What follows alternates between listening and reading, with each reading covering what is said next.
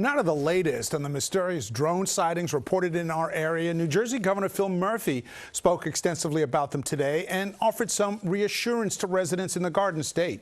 He says there is little to no evidence of suspicious activity right now. That assertion from high-tech resources on loan from the federal government.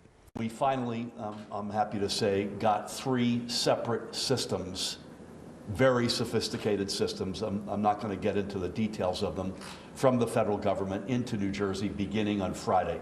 Between Friday and Saturday, these systems landed. Well, Governor Murphy says each of the 6 systems is operated by experienced technicians who would flag dangerous drones if that's what they were seeing. Meanwhile, New Jersey Congressman Josh Gottheimer is making a push for the government to deploy better drone detection technology and set up a website to report sightings. Meanwhile, Senator Chuck Schumer of New York made a similar pitch yesterday, and now we're getting an inside look at the drone detection technology the NYPD is using. Eyewitness News reporter Darla Miles is live outside in Lower Manhattan with much more on that. Darla. Well, Liz, there's definitely a lot of interest in these nighttime drone sightings. The NYPD said just over the weekend they received 120 reports from 911 and 311 about drone sightings at night.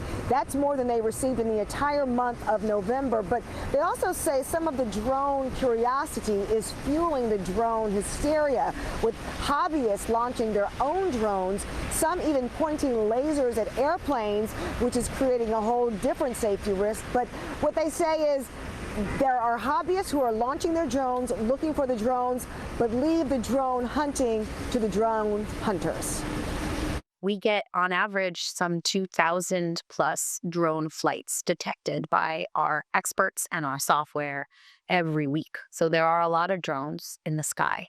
Drone detection systems already in use all over New York City and have been for several years now. We have gotten very good at working with partners, whether it's federal, state, and local partners with whom we've been working extensively on this recent set of incidents, but also with private sector entities who are reporting to us through their own drone detection what they're seeing. This is what a drone detection system looks like. It can trace the origin, destination, make, model, and registration to identify pilots. Sunday, Governor Hochul announced the state will receive a similar system from the federal government to identify the uptick in drone sightings. But the uptick is the result of drone hobbyists launching their drones to find the mystery drones, which has created a domino effect. It can create the public safety threat that it is trying to identify, right? When you've got all these people who are trying to see what is going on, I'll fly my own drone up there, then that overwhelms the system with noise. Rob D'Amico is the former unit chief for the FBI's counter-drone unit. When you're looking up at the sky for the first time at night, really looking for something called a drone, the sky is confusing because the ability to judge distance and lights. So I started learning early on from the guys that all these lights up there are not drones. And while drone hobbyists looking for mystery drones and missed sightings may be a big part of the uptick in reports, people are in fact now seeing drones at night.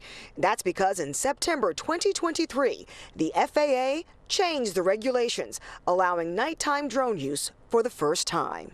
This is very serious to us, and we want to make sure our skies are protected, and we don't want anyone using drones that's going to be harmful to sensitive location and the safety of New Yorkers. Still, there's a lot of questions about the drones that are in the sky, whether they are the initial drones or the drone hobbyists trying to identify them. That is really what is fueling a lot of curiosity from lawmakers. I'll have more on why the government is unable to identify these drones. I'll have that coming up at 6 o'clock. Reporting live in Lower Manhattan, Darla Miles, Channel 7 Eyewitness News.